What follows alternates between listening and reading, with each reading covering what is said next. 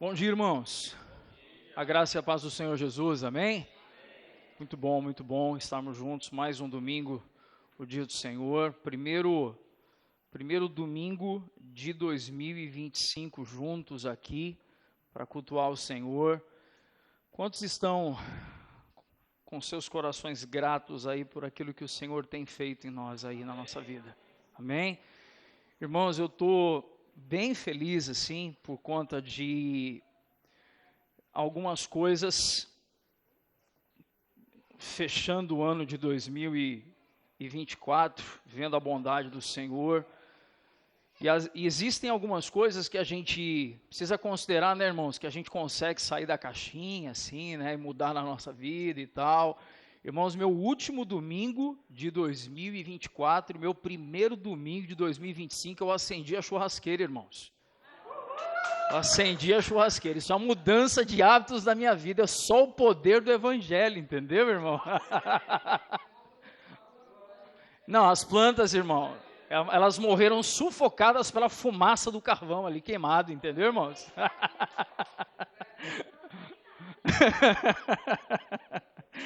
Muito bom a gente poder também, de forma leve, descontraída, a gente se alegrar em família. E eu louvo ao Senhor, irmãos, para a gente poder hoje ter mais uma oportunidade de nos inclinarmos diante da palavra do Senhor.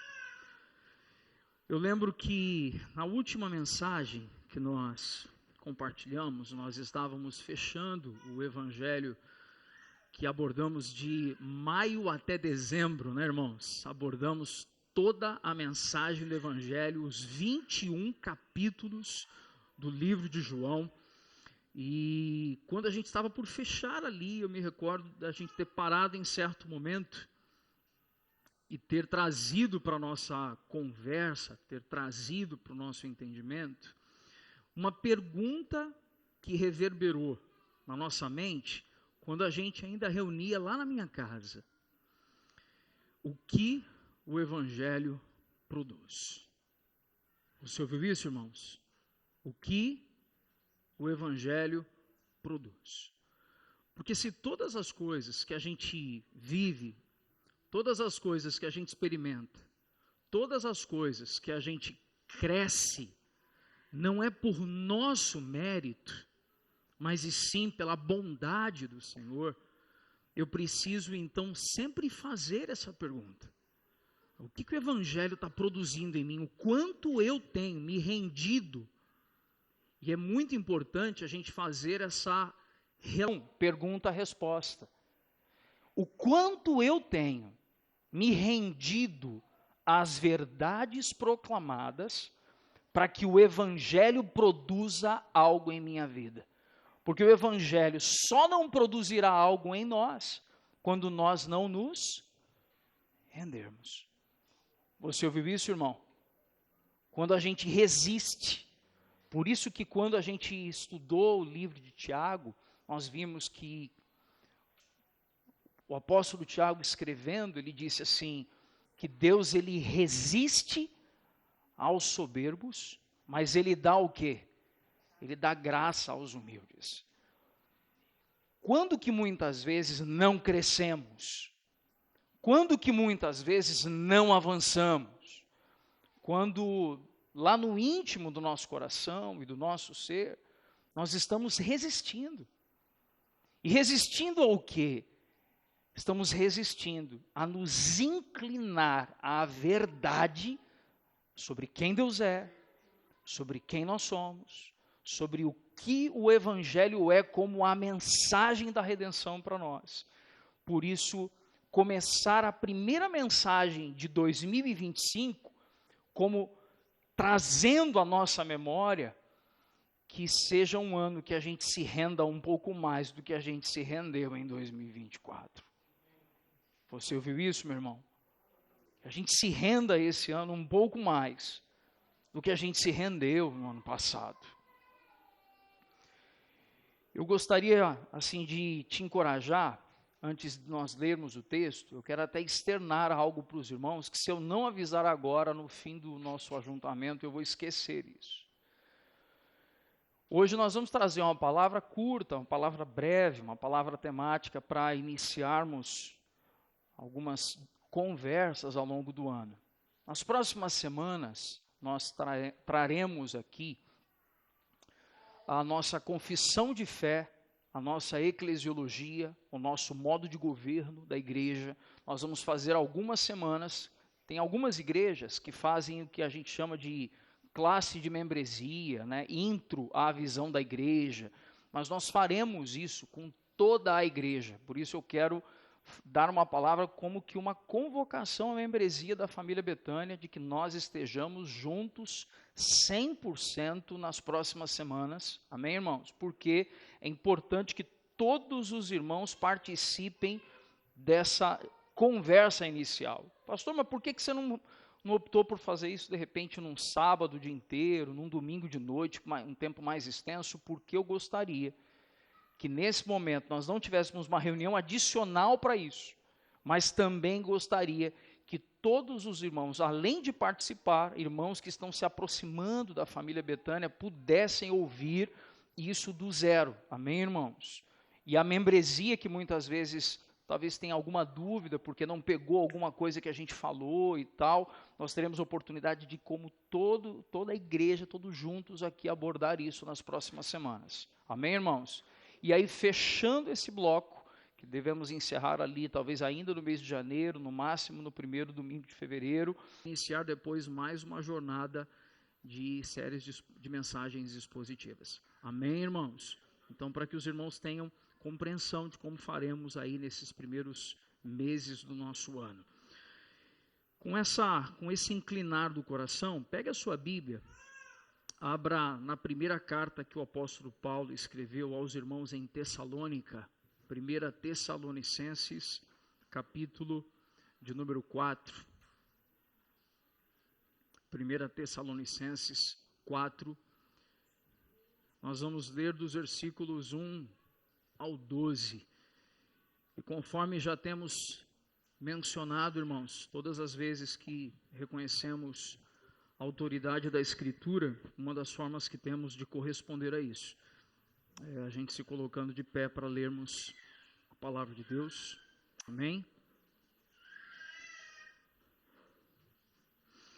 1 Tessalonicenses 4, vou ler aqui na NAA, tá bom, Filipão?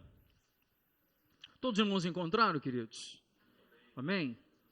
A palavra do Senhor diz assim para a gente: finalmente, irmãos, pedimos a vocês e os exortamos no Senhor Jesus, que assim como aprenderam de nós a maneira como devem viver e agradar a Deus, e efetivamente o estão fazendo, vocês continuem progredindo cada vez mais. Porque vocês sabem quantas instruções demos a vocês da parte do Senhor Jesus.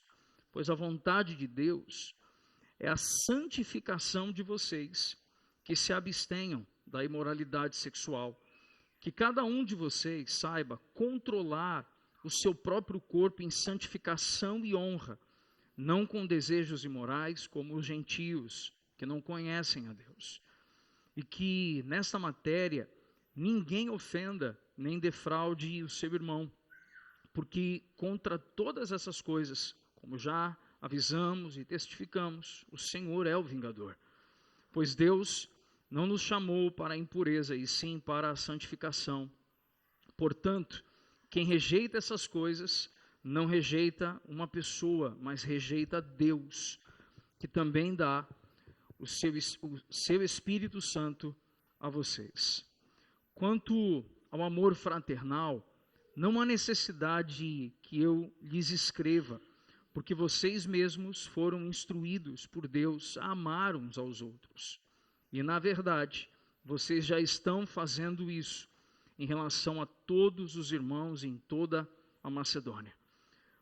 Porém, irmãos, exortamos a vocês que progridam cada vez mais e se empenhem por viver tranquilamente, cuidar do que é de vocês e trabalhar com as próprias mãos, como ordenamos, para que vocês vivam com dignidade à vista dos de fora e não venham a precisar de nada.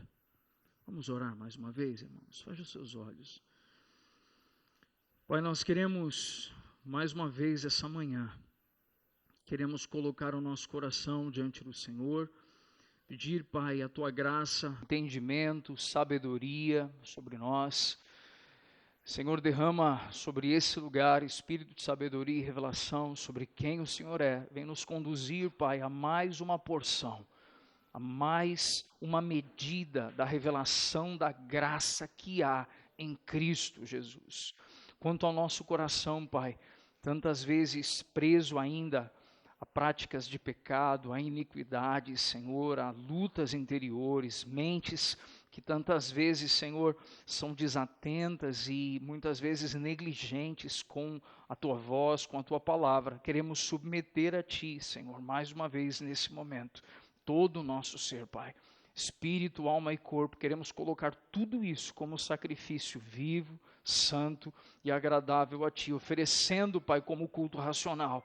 Perdoa, Senhor, os nossos erros, perdoa, Senhor, as nossas falhas, perdoa, Senhor, as coisas que temos feito, que têm entristecido o Teu coração, e tantas vezes, Senhor, agimos de modo, muitas vezes precipitado, de modo, Senhor, a desrespeitar os princípios do Evangelho, Senhor, rompendo muitas vezes fronteiras que não deveríamos ultrapassar. Por isso vem produzir em nós, Pai, o sentimento que houve em Cristo Jesus, a obediência que houve em Cristo Jesus aqui na terra. Que sejamos, Senhor, homens e mulheres que aprendem a lidar com a natureza humana, Senhor, submetendo-a à escravidão, Senhor, nesse momento, esmurrando a própria carne, para que nós possamos ver essa natureza que é humana, Senhor, incorruptível e perversa, sendo subjugada pelo poder que há no Evangelho de Cristo Jesus. Vem, Senhor, toma os nossos pensamentos agora, que todos eles estejam cativos em Ti, Senhor. Em nome de Jesus. Amém, amém, amém. Pode sentar, irmão. Irmãos, essa palavra, uma palavra que Paulo dedicou aos irmãos em Tessalônica. Eu gosto sempre que eu falo sobre alguma coisa em relação à igreja em Tessalônica, e eu me recordo que há um ano atrás eu preguei em um outro texto, também em 1 Tessalonicenses, mas eu acho muito importante trazermos à nossa mente a perspectiva histórica do que estava acontecendo ali. Quando nós falamos sobre o Evangelho de Jesus, nós falamos que Jesus iniciou o Evangelho ali, talvez próximo aos seus 30 anos de idade. Próximo aos seus 33 anos de idade, Jesus, ele é levado à crucificação, ele é morto, ele ressuscita ao terceiro dia. Jesus deixa a grande comissão para os discípulos. Nós sabemos que os discípulos passam a proclamar o Evangelho. Dentre os discípulos de Jesus ali, não apenas os apóstolos, mas demais discípulos de Jesus. Em Atos capítulo 7, nós vimos o relato do apedrejamento do primeiro mártir da igreja cristã, que foi um homem conhecido como Estevão. E é curioso porque Estevão, enquanto ele vai fazer a sua defesa em proclamação do Evangelho, Estevão vai de Abraão até Jesus para mostrar que de fato Jesus, o Cristo, o Filho do Deus vivo. E a Bíblia nos ensina que ali, durante o apedrejamento de Estevão, tinha um jovem religioso fariseu que estava consentindo com aquela morte, com o apedrejamento. E esse jovem religioso que estava ali consentindo era um homem chamado Saulo, da região de Tarso. Esse homem, anos depois, tem a oportunidade de ter um encontro com Cristo na estrada de Damasco. Ele ouvir a voz do próprio Cristo e ter ali uma experiência sobrenatural com o próprio Senhor, vendo uma luz sobre ele. Ele ali é vocacionado para proclamar o Evangelho, mas é curioso, ele volta para a sua cidade, passa 14 anos ali aguardando Barnabé ir buscá-lo, e talvez lá para o ano 50, Paulo agora já está viajando, proclamando o Evangelho, e ele está passando por Filipos, uma região onde ele estava sendo, teve uma experiência ali em Filipos, em que ele proclamando o evangelho juntamente com um companheiro ali, uma mulher tomada com o espírito de adivinhação, começou a declarar que eles eram filhos do Deus Altíssimo. Aquela mulher teve o espírito de adivinhação expulso, e eles então foram expulsos da cidade, saem de Filipos e vão e chegam a Tessalônica. Quando eles chegam em Tessalônica, começam a proclamar o evangelho, e o evangelho ali alcança e atinge o coração de alguns irmãos, e geralmente, quando nós falamos sobre proclamar o evangelho, irmãos, de modo geral, eu me considero alguém com um coração meio difícil de aceitar algumas verdades, sabe, irmãos? Tem alguém que se identifica comigo nessa daí ou não? A gente ouve algumas verdades e meu coração tem horas que tem dificuldade de aceitar algumas verdades. E geralmente a gente classifica que todo mundo é como a gente. A gente acha que todo mundo é muito difícil, todo mundo vai ter resistência no coração, todo mundo vai ter dificuldade, todo mundo vai espernear, mas os irmãos em Tessalônica, de modo muito especial, eles abraçaram a mensagem do evangelho, e eles se tornaram um referencial na região da Macedônia sobre a forma de demonstrar amor pelos perdidos. Você está ouvindo o que eu acabei de dizer aqui, amém ou não? Os irmãos de Tessalônica se tornaram uma referência sobre a forma de amar, a forma de mostrar amor às pessoas que ainda não conheciam o evangelho. Irmãos, isso é ou não é o evangelho avançando na gente, irmãos? Porque a nossa natureza, e quando a gente fala de amar, irmão, não estamos falando do amor McDonald's, de amo muito tudo isso. Nós estamos falando do amor de, é hora de repartir de si mesmo. Amém, irmão? Não estamos falando do amor sentimento, estamos falando do amor entrega, do amor que Cristo demonstrou por nós, dando a sua vida por nós, sendo nós ainda pecadores. Nós estamos falando desse nível de amor que os irmãos de Tessalônica começaram a externar. Surge ali uma pequena comunidade de discípulos e eles começam a viver a verdade do evangelho, e Paulo sai de Tessalônica, mas o seu coração afetuoso e preocupado com aqueles irmãos escreve essa carta. E quando Paulo escreve essa carta, é importante nós entendermos que ele começa dando, capítulo 4, uma instrução aqui.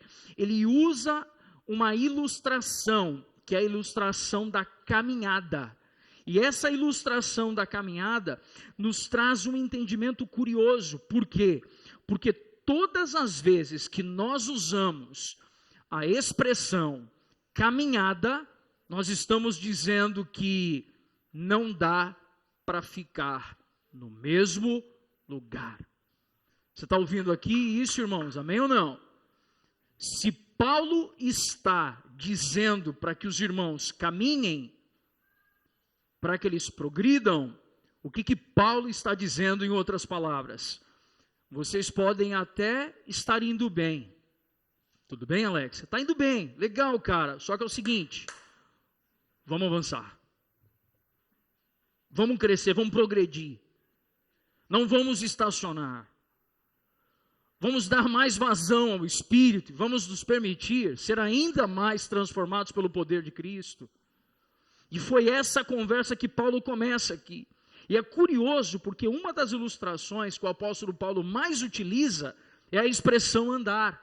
Se você está tomando nota, preste atenção em algo. Se você pegar Efésios capítulo 4, verso 1, Efésios 4, 1, Paulo está dizendo que nós devemos andar de modo digno com a nossa vocação. Então é curioso porque o tempo inteiro Paulo está incentivando não apenas os irmãos em Tessalônica, mas todos os irmãos que ele tinha oportunidade de falar. Ele está dizendo, gente, bora andar, bora avançar, vamos crescer. No mesmo livro, na mesma carta também, Efésios 4,17, ele está dizendo, não andeis também como andam os gentios. E aí isso nos faz compreender algo. Está dizendo que nós devemos andar, mas não como andam os gentios. Por quê? Porque aqueles que estão em trevas avançam cada vez para mais densas trevas. Por isso que a palavra nos ensina que um abismo chama outro abismo. Então nós entendemos que nós devemos andar, crescer, avançar, florescer. Em Efésios 5:2, Paulo está dizendo: andai em amor, está chamando o povo para progredir, para crescer em demonstrações de amor. E em Efésios capítulo 5, verso 8, Paulo está dizendo: andai como filhos da luz. Irmãos, andai como filhos. Isso quer dizer que a cada vez que nós nos movimentamos, a luz de Cristo deve ser cada vez mais percebida em nossa vida. Então, quando Paulo aqui está usando a ilustração da caminhada, a caminhada indica progresso e nós devemos progredir na vida cristã. Nós devemos nos certificar que estamos andando na luz. Por isso que quando muitas vezes, irmãos aqui que estão conosco há um pouco mais de tempo, outros que me conhecem há tantos anos aqui, congregamos juntos, Beth e Guzmão nos visitando hoje mais uma vez aqui. Gente, quem lembra do Guzmão e da Beth aí na época lá de casa? Vocês lembram deles ou não? Alguns lembravam deles? Não. Vocês chegaram lá em casa várias vezes, né? Na época que a gente se reunia lá. E quando vocês me ouviram falar ao longo dos anos, eu tenho dito isso aqui, que nós precisamos olhar para 3, 5 e 10 anos. Quando olhamos para 3, 5 e 10 anos, gente, daqui a 10 anos, eu não posso olhar, o Felipe com 55 anos, não pode olhar para o Felipe de 43 e dizer, legal, eu sou o mesmo cara. Não, irmãos, o Felipe de 55 anos tem que olhar para o Felipe de 43 e dizer, cara, pela graça de Deus, eu não sou a mesma pessoa, pela graça de Deus. O Evangelho tem ganhado território no meu coração. O Evangelho tem ganhado espaço no meu coração. Porque se hoje eu cometo os mesmos pecados deliberadamente que eu cometi aos 33 anos de idade, irmãos, tem algo errado conosco. Se eu hoje cometo os mesmos erros, os mesmos equívocos que eu cometi há 10 anos atrás, tem alguma coisa que eu tenho resistido em meu coração, de forma obstinada, que o Evangelho não está, eu não estou permitindo que o Evangelho adentre aquela área do meu coração. Quantos estão compreendendo que é um chamamento ao crescimento aqui, irmãos? É uma convocação à maturidade, é um amadurecimento.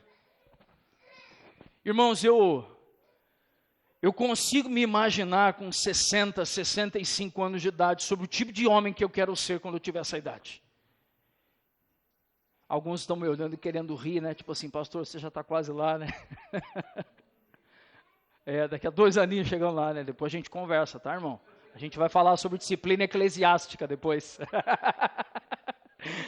Mas sabe, irmãos, uma das coisas que a gente precisa se imaginar é pegar as escrituras, a epístola de Pedro, e a Bíblia nos ensina lá nas epístolas de Pedro, que os anciãos, os homens mais velhos, as mulheres mais velhas, precisam orientar os mais jovens a serem piedosos. Então eu preciso me imaginar mais velho, instruindo os mais jovens a servirem ao Senhor e viverem piedosamente. Mas se eu não me tornar alguém transformado pelo poder de Deus, é conversa e não essência de vida. E eu não quero ser alguém que resistiu ao poder do Evangelho na juventude, para que me torne uma pessoa mais velha agindo com superficialidade. Quantos compreendem o que Paulo está chamando a gente para pensar aqui, irmãos? Sabe algo curioso? É que dos versos 1 ao 8, Paulo vem aqui, Paulo é duro com os irmãos em Tessalônica, mas ele não é duro como quem está brigando. Ele é duro para que os irmãos permaneçam vivendo piedosamente. Olha que interessante, irmãos. Pastor, eu não entendi bem. Eu comecei dizendo que os irmãos em Tessalônica tinham um bom ou um mau testemunho? Eles tinham um bom testemunho. A maior parte dos irmãos da igreja tinha um bom testemunho ali em Tessalônica. Então o rigor da mensagem não era porque estava tudo em desordem. O rigor da mensagem era para que as coisas permanecessem em ordem. Você está entendendo isso ou não, irmãos? Isso, inclusive, quando eu fui meditando, eu falei, curioso, né? Porque se fosse essa mensagem que Paulo escreveu do verso 1 ao 8 lá para Corinto, a gente entenderia que lá estava tiro, pancada e bomba. Mas aqui em Tessalônica não, irmãos. E quando Paulo está escrevendo, lá no início do capítulo 4, ele está dizendo ali, precisamente no verso de número 4, cada um de vós, verso 3, porque essa é a vontade de Deus, a vossa santificação. E quando Paulo está escrevendo ali, ele está atacando um problema que era não necessariamente um problema tão tangível na vida da igreja, que era o problema da imoralidade, mas era um problema que batia à porta todos os dias, irmãos. Perceba algo que estava acontecendo. Que naquele tempo, qual era o império que regia o Oriente e o Ocidente, a região da Europa ali? Era o Império Romano.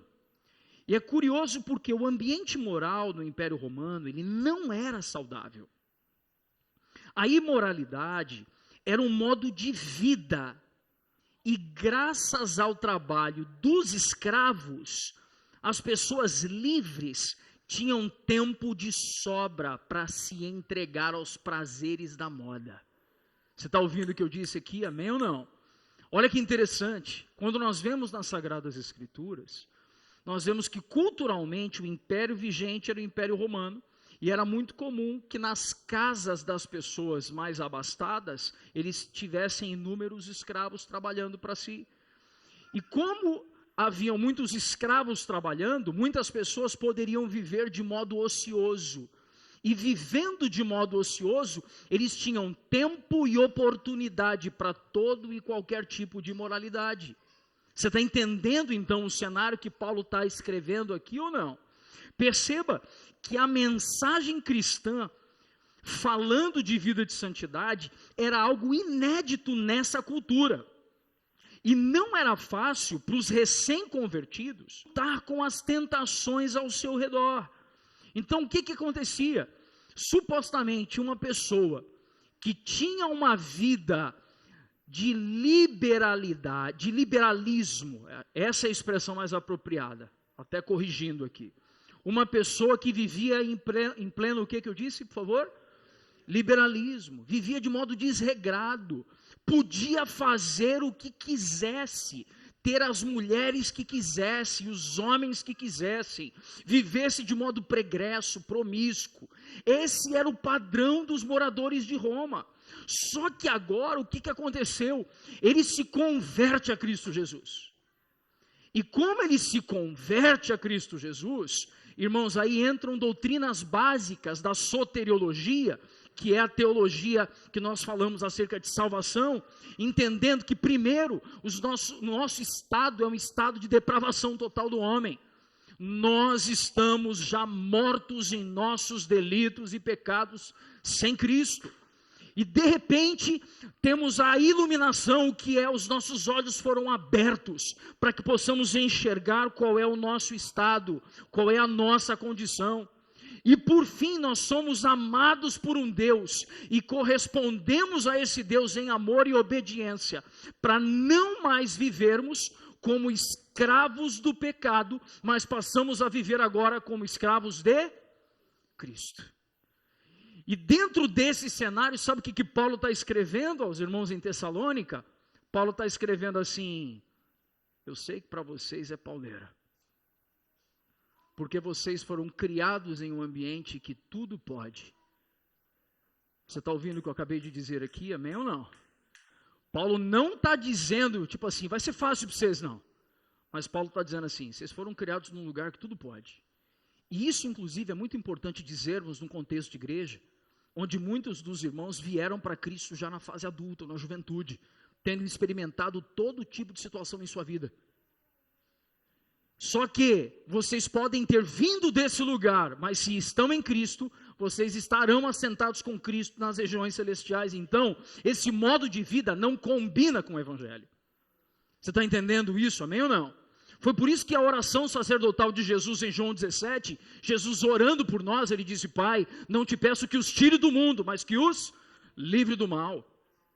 Era isso que Paulo estava ensinando para os irmãos em Tessalônica aqui. E quando Paulo está navegando nesse ensino, ele está dizendo assim, olha só, vocês precisam viver de modo que agrada a Deus. E essa precisa ser a relação da vida cristã. Todos os filhos precisam viver de modo que agrade o seu pai. Irmão, quantos aqui são filhos de Deus de verdade? Precisamos então viver de modo que agrada o nosso pai. E viver de modo que agrada. Fala, macho. Viver de modo que agrada o nosso pai perpassa por a gente romper muitas vezes com... Muitas vezes não, deixa eu até corrigir isso daqui, irmão. Perpassa por rompermos com a natureza adâmica que insiste em querer ficar viva dentro da gente. Deixa eu dizer uma coisa séria aqui, irmãos. Vou falar uma coisa séria. A teologia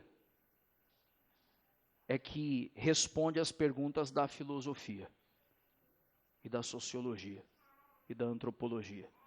Não é a filosofia que explica a teologia. Tudo bem o que eu disse aqui, irmãos? Amém? Mas um filósofo chamado Kant, certa vez disse que liberdade não é fazer o que eu tenho vontade. Liberdade é eu fazer exatamente o contrário do que eu tenho vontade. Porque fazer apenas o que eu tenho vontade me torna escravo do meu próprio prazer. Curioso, ele copiou Paulo, né, gente? Porque Paulo escreveu isso quando falou aos irmãos em Roma, dizendo: o mal que vive em mim, esse eu tenho feito. É ou não é verdade, irmãos? Mas é bom de vez em quando a gente soltar uma dessas, porque pelo menos o dia que a gente tiver que conversar com uma pessoa que não conhece o Senhor, a gente tem argumentos, pelo menos, para, como um anzolzinho, né? Uma forma de chegar no coração de alguém. E aqui, irmãos, nós estamos sendo chamados a viver de modo santificado. Sabe uma coisa, irmãos, que eu quero chamar a sua atenção? E a gente precisa extrapolar na nossa mente, no nosso coração, os jargões do evangelicalismo, do crentez como idioma, que, irmãos, eu vivi nesse contexto por muitos anos. Mas o que quer dizer viver de modo santificado? O que é ser santo? Você ouviu isso? O que significa ser santo? A palavra santo, se a gente fizer as devidas transliterações para os diversos idiomas e chegar na língua portuguesa, assim, alinhado com o grego, com o hebraico, tal, a palavra santo só quer dizer uma coisa: separado. Mas separado do quê, irmão? Separado do sistema que vive entregue a Adão. Então, quando Paulo está escrevendo aos irmãos em Tessalônica, ele está dizendo assim: que vocês estejam em Roma, mas o governo de Roma não esteja governando vocês. Você está entendendo isso ou não, irmão? Roma está do lado de fora. Roma não está do lado de dentro. Você está entendendo isso ou não? Liberalismo, né? Aquela coisa de sexualidade solta, livre, faz o que quer, o que dá vontade, isso está em Roma.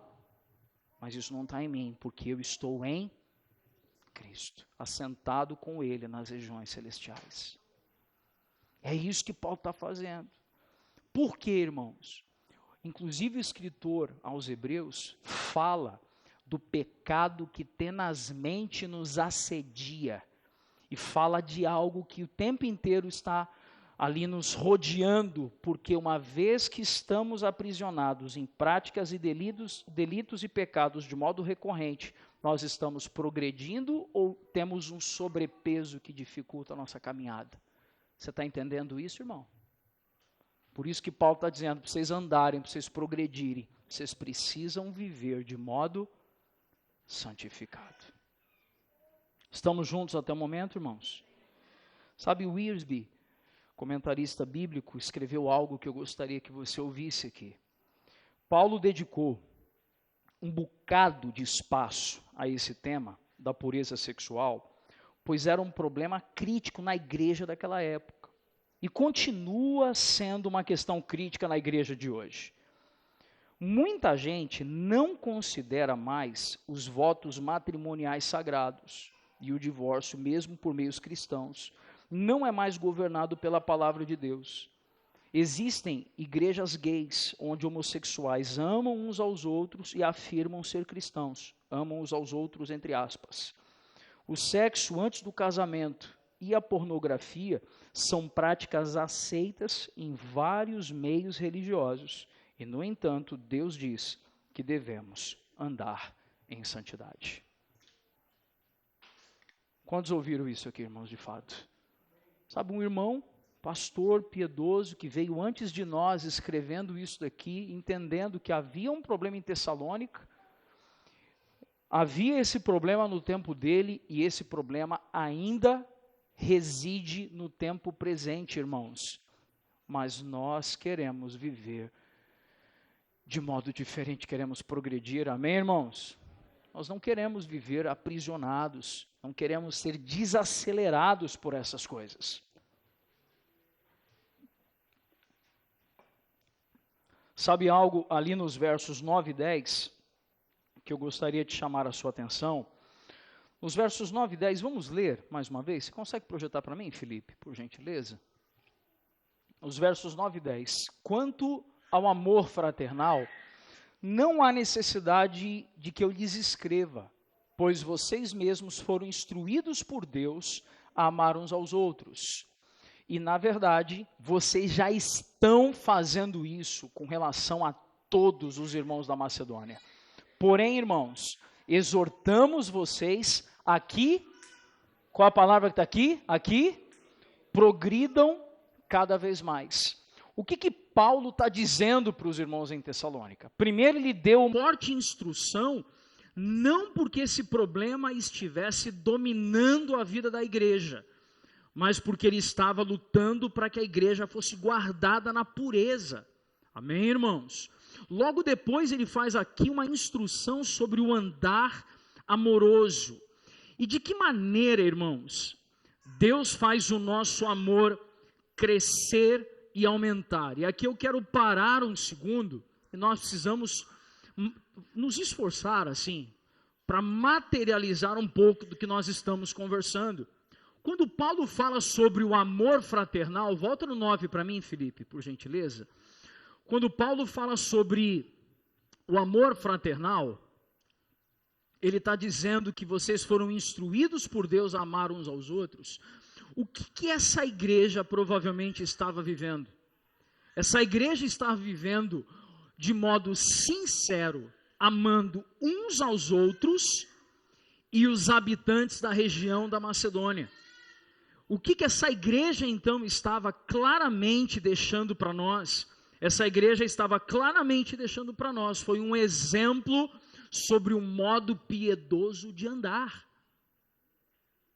A igreja em Tessalônica era conhecida por ser uma igreja extremamente amorosa. E agora tem um ponto que nós precisamos avaliar. Como que Deus nos faz crescer e aumentar em amor? Você está ouvindo essa pergunta aqui ou não? Como que Deus te ensina a amar mais, gente? Colocando-nos em circunstâncias que nos obrigam a praticar o amor cristão. Como o Senhor vai formar em nós paciência, nos dando situações extremamente complexas e que vai requerer de nós um esforço por esperar o tempo onde as coisas vão acontecer. Então aí eu vou desenvolvendo o que, irmão? Paciência, tudo bem? Então como que essa igreja se tornou um referencial sobre amor? Essa igreja se tornou um referencial em amor por terem escolhido piedosamente lidar com gente difícil e problemática. Pronto, falei. Tudo bem ou não? Sabe por quê, irmão? Porque dizer que a gente está vivendo a família Betânia é igual a família Doriana, né? Aquela família... não, meu irmão, temos um problema. E nesses problemas, temos oportunidade de desenvolver o amor piedoso de Cristo Jesus em nós.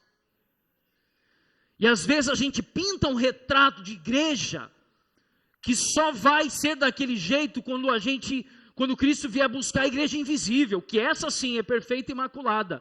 Mas nenhuma igreja local, física e temporal consegue refletir a pureza, a beleza, a grandeza da igreja invisível que Jesus vem buscar.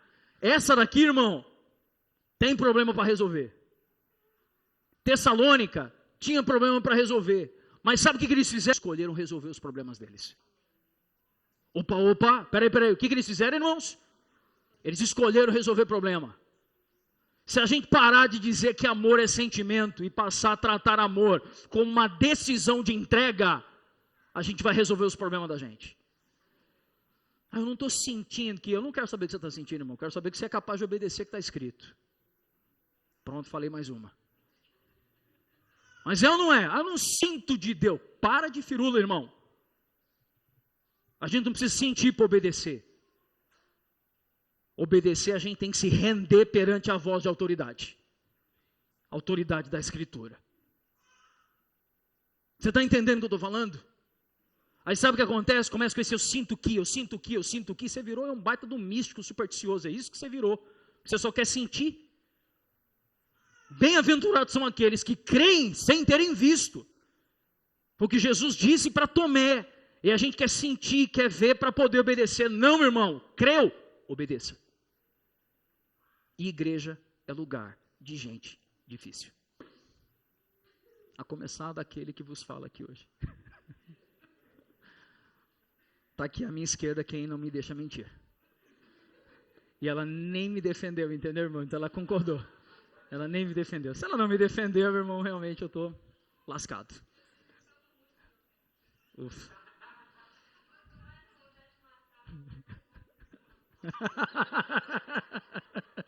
Irmãos, a gente não brigou ontem, fiquem tranquilos, tá?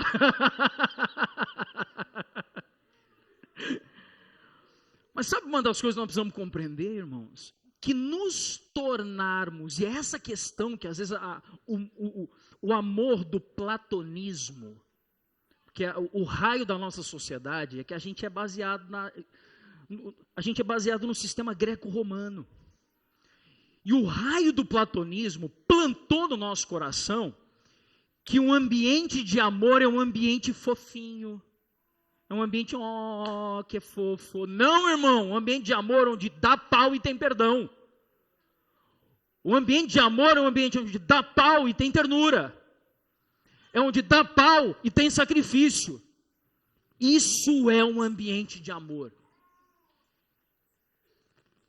É onde sai faísca, mas depois tem ternura e lágrimas. Isso é um ambiente de amor. O sacrificial de Jesus. Jesus não morreu fofinho fazendo coração na cruz, irmão.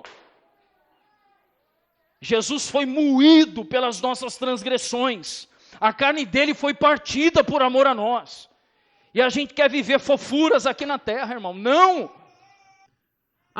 Quando a gente fala de amadurecimento, o exemplo de maturidade, teleios, Jesus, o modelo de homem completo, perfeito, experimentado e amadurecido em todas as áreas da sua vida. O seu amor se revelou na plenitude quando ele grita na cruz, tetelestai, onde ele estava entregando tudo. É ali que o amor é de fato aperfeiçoado. Por isso, agora os irmãos talvez, alguns vão trazer à memória, e a gente vai fechando algumas coisas na nossa cabeça. Por isso que quando eu ouço que alguém foi rechaçado de alguma comunidade, eu fico veneno. Por que eu fico veneno com isso? Porque não cabe desamor na igreja de Cristo.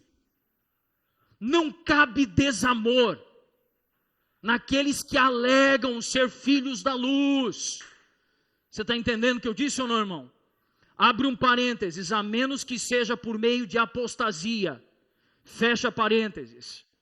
Porque se apostatou, de fato não era dos nossos, então você tem que exercer a disciplina ali. Se corrigir é um irmão, se não corrigir, se tornou um apóstata. Agora, rechaçar porque cometeu um erro, irmão, ou porque entrou em desacordo, isso não é exemplo cristão que nós devemos aprender aqui em Tessalônica.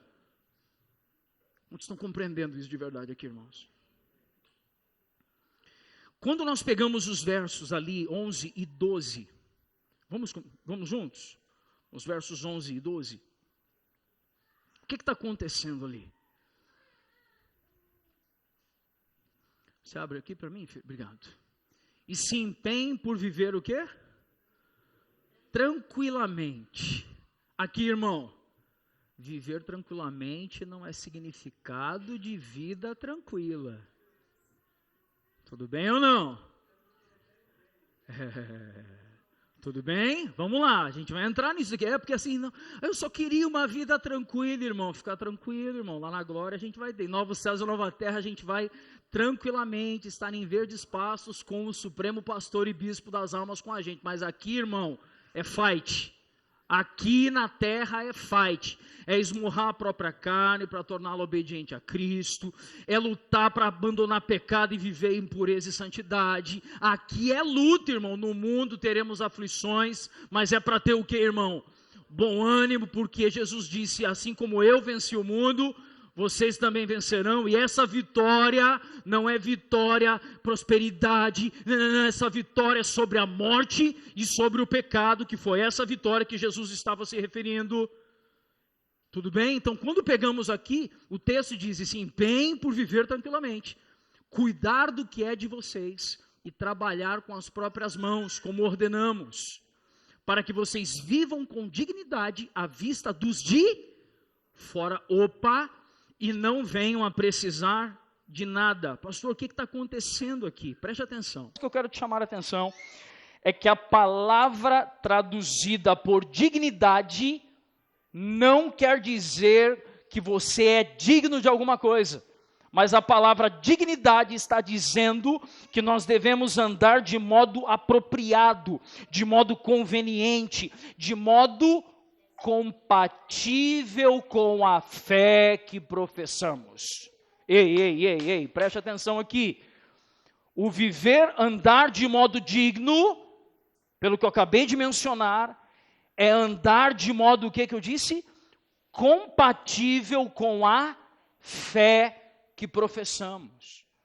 Sabe o que é muito curioso? Que foi nesse texto que Paulo vai e fala, para que vocês possam dar testemunho para os de fora. Por quê? Porque os de fora precisam ver em nós um modo de vida compatível com a fé que professamos. E nisso atribuiremos glória a Deus, e pessoas que não conhecem a Cristo verão a Cristo por nosso intermédio. Quantos estão compreendendo isso aqui, irmãos? Sabe, a grande preocupação de Paulo era que a vida cristã emanasse dos Tessalonicenses e ganhasse a Macedônia. Eu quero parar um segundo aqui, quero reforçar um princípio. Preste atenção aqui. Uma das coisas que nós não podemos esquecer, preste bem atenção aqui, irmãos, que eu quero que essa frase reverbere em seu coração. Uma das coisas que nós precisamos ter muita atenção é que nós não estamos nos reunindo como igreja apenas para nos salvar, entre aspas. Primeiro que quem nos salva, quem se salva não é nem a gente, é Cristo que nos salva. Mas eu estou dizendo que nós não podemos estar aqui nos reunindo descomprometidos, como diria Billy Graham, que nós somos a Bíblia que o mundo lê. A gente quer que o mundo leia a Bíblia, amém ou não, irmãos? Claro. Primeiro a gente tem que começar a ler, né, gente? Não, mais uma, né? Quem está lendo a Bíblia anual comigo aí, irmãos? Quem está fazendo a leitura da Bíblia anual? Vamos ler a Bíblia, irmão, dá tempo ainda. Mas se nós somos a Bíblia que o mundo lê, e o mundo, na verdade, essa frase de Billy Graham, ela é controversa, eu sei disso, mas eu acho que os irmãos entenderam a intenção a intenção que eu tive ao pronunciá-la aqui. Mas as pessoas só verão que nós estamos em Cristo, se observarem em nós os efeitos do poder do Evangelho que nós dizemos que ele tem. Faz sentido ou não? O Evangelho é poder, e o cara é caloteiro. O Evangelho é poder, e é mentiroso. O Evangelho é poder, e é fofoqueira. O Evangelho é... O mundo deve observar em nós coerência com o discurso e vida cristã prática. É isso que Paulo está dizendo.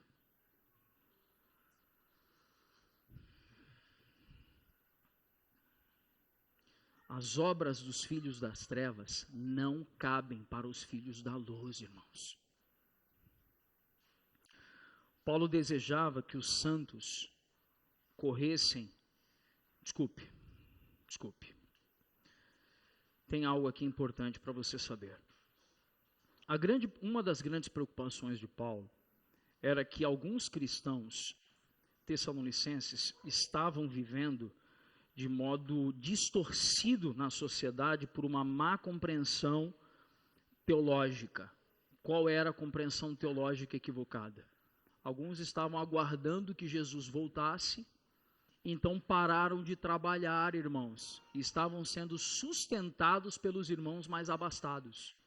Você acredita nisso, irmão? Vocês entenderam o que eu falei aqui ou não? Você sabe o que aconteceu em Tessalônica? Eles sabiam que Jesus ia voltar. Aí teve uns crentes que distorceram as palavras de Jesus. Não, e como Jesus vai voltar, nós vamos ficar aqui aguardando. Aí vamos cantar a segunda parte do hino nacional brasileiro. Deitado eternamente em berço esplêndido, né? E o cara queria ficar parado, esperando. E os irmãos mais abastados, trabalhando e sustentando os nós cegos. Trabalhando e sustentando os preguiçosos. Aí Paulo vem dar uma ripada. Aí esse problema a igreja de Tessalônica enfrentou. Paulo vem e fala assim, quem não trabalha, que não coma. Aí quando Paulo dá uma dessa, uma trauletada, pá! Aí, opa! Para quê, irmãos? Porque nós precisamos viver de modo digno, segundo a vocação que recebemos. Se está todo mundo aí trabalhando, por que nós vamos ser uma geração de preguiçoso? O jovem tem oportunidade de ir para a faculdade. Não, estou pensando no meu ministério. Vai estudar, nó cego. Vai ralar, vai fazer faculdade. Irmão, bem-aventurado seu Arnaldo e Dona Helenice, meus pais, quando eu lá nos meus 16 anos, eu vou para o ministério. Minha mãe se alegra, meu filho quer virar pastor e tal, meu pai vira, vai para a faculdade. Vai para a faculdade. Aí sabe o que acontece, irmão? Minha mãe super espiritual, meu pai carnalzão, né? Que era o que a minha mente entendia na época. Hoje, graças a Deus pelo velho Arnaldo, irmão. Por quê? Porque tudo ocorreu em seu devido tempo. Você está entendendo o que eu estou dizendo ou não, gente? Por isso, filhos, os mais novos aí, prestem atenção, obedeçam os pais de vocês. Ainda que vocês não tenham todo entendimento e eles não tenham toda a luz do mundo para instruir, para orientar, são a autoridade de Deus sobre sua vida. E aí sabe o que acontece? Às vezes a gente que não entende o pai, não entende a mãe, aí fica dando pitizinho, larga a mão de ser fresco, seja obediente. Mais uma, pronto, falei. Os irmãos estão compreendendo isso daqui que estava acontecendo em Tessalônica, e Paulo está pondo em ordem isso. Paulo está dizendo, gente, vamos embora, vamos progredir, vamos avançar, vamos ter um ano diferente. Palavra profética para o ano. Não, sem essa, irmão, pelo amor de Deus. Essa não, o Evangelho. Leia a Bíblia e faça oração se quiser crescer. Preste atenção em algo, irmãos, para a gente finalizar aqui a mensagem dessa manhã. Quando nós pegamos esse texto, esse trecho que lemos, nós vemos Paulo sendo muito intencional em falar sobre uma vida cristã prática, dizendo que o cristão obediente deve andar em santidade. Preste atenção nisso. Irmão, o cristão obediente andará em santidade. Não estou dizendo que ele não vai cometer erros, mas ao cometê-los, ele é veloz em se arrepender e resolver os seus B.O.s. Você está entendendo o que eu estou dizendo ou não? Sabe o que é andar como filho da luz? É não ter sombra em sua vida. Se alguém revirar suas mensagens de WhatsApp, preste atenção nisso, irmão. Se alguém revirar suas mensagens de WhatsApp, se alguém revirar suas contas de Facebook, Instagram e o falecido Orkut. Nossa, agora foi fundo, hein? Agora foi fundo, hein? Pelo amor de Deus. Mas se alguém revirar suas redes sociais, se alguém revirar os seus e-mails, se alguém revirar as suas contas na sua contabilidade, se alguém revirar as suas finanças, qual testemunho ficará para quem estiver observando aquilo que você tem para mostrar? Porque deve ser um reflexo da vida cristã piedosa. Irmão, celular, os homens, presta atenção, dá a senha do seu celular para sua esposa. Deixa ela fuçar. Beleza ou não? Deixa ela fuçar. Irmãs, desabilita o aplicativo da Shopee, da Shein aí do seu celular. E os homens dizem, glória, tudo bem? Sabe por quê, irmão?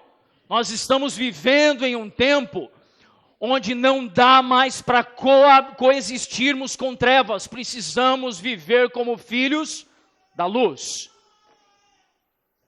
Quantos estão comigo nisso, irmãos?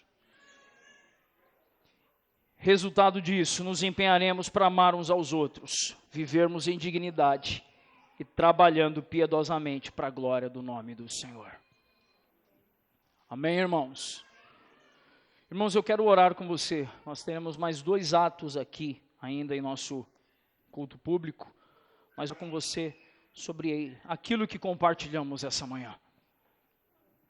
Claramente a palavra-chave para nós hoje aqui é progredir, andar, crescer, desenvolver. Irmãos, eu lembro da mensagem que eu preguei no dia 31 de dezembro de 2023, que foi a mensagem que eu preguei no culto de encerramento de 2023. Eu lembro que nós pregamos sobre a casa sobre a areia e a casa sobre a rocha. O Rafa esteve aqui no domingo, dia 31, pregando para nós uma mensagem que quando você coloca na linha, você vê o Senhor claramente nos conduzindo a crescimento aqui, irmãos. E nós estamos trazendo para nós, no compartilhar do primeiro domingo do dia do Senhor de 2025 aqui, trazendo para nós, de que nós não queremos ficar parados onde nós estávamos. Nós queremos pedir. Eu quero avançar, irmão. Eu não quero dar os mesmos problemas para minha esposa que eu dou ainda problemas esse ano passado. Tudo bem, irmãos? Mas isso é ou não um bom indicativo, irmão, de que estamos crescendo? Porque se a qualidade conjugal avança, irmão, relacionamento conjugal melhora, é retrato da obra de Cristo na gente, irmão. É ou não é? Se o filho se torna menos obstinado, mais obediente, é demonstração do poder do Evangelho. A gente tem que avançar nisso. Então vamos orar agora, irmãos, por isso, amém? Feche seus olhos aí, pode ficar sentado mesmo como você está. Vamos orar ao Senhor. Faça aí um momento a sós, você e Deus, colocando seu coração diante do Senhor, sua vida.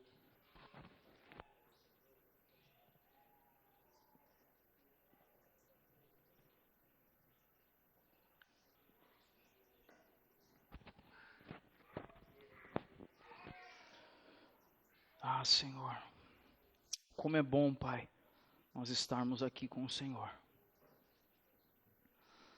Como é bom, Pai, sermos confrontados pela Tua palavra.